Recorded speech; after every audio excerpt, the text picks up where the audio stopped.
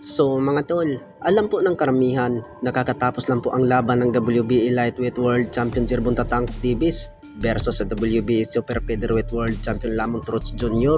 nung nakaraang linggo, kung saan po nadaya itong si Lamont Roach mga tol dahil po ay hindi po binilangan itong si Gervonta Tank Davis sa round 9 ng referee. At nakita po natin mga tol na napaluhod itong si Gervonta Tank Davis na natamaan po ng sulid at lumapit doon sa corner niya.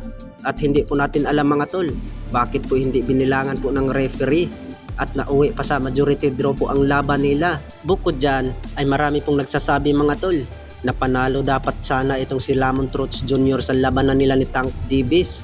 Pero hindi pa po natin alam mga tol dahil po ay may sumabog po na balita na i-review po ang laban nila ni Gervonta Tank Davis versus Lamont Roach Jr. kung sino talaga ang panalo.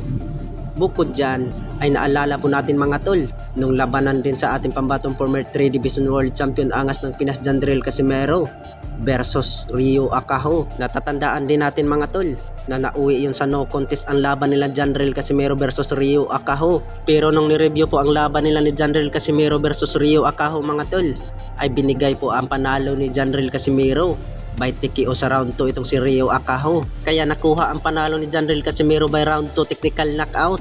Ganon din yan ang mangyayari kay Gervonta Tank Davis mga tol. Ibibigay ang panalo kay Lamont Roach Jr. pag matapos pong i-review po ang laban nila. Marami ding magsasabi mga tol natalo talaga itong si Gervonta Tank Davis. Samantala ay natatandaan din natin mga tol nung laban nila ni Ryan Garcia versus Devin Haney ay natalo itong si Devin Haney via split decision. Pero nung nalaman itong si Ryan Garcia na gumamit ng ipinagbabawal na gamot mga tol, ay binalik itong si Devin Haney pagka-undefeated. Sa kabilang banda naman mga tol, ay bumanat din ang WBC Lightweight World Champion Shakur Stevenson sa laban nila ni Tank Davis versus Lamont Roach. Ay banat po ni Shakur Stevenson mga tol, ay gustong labanan niya itong si Tank Davis dahil ay may kahinaan daw itong si Tank Davis mga tol.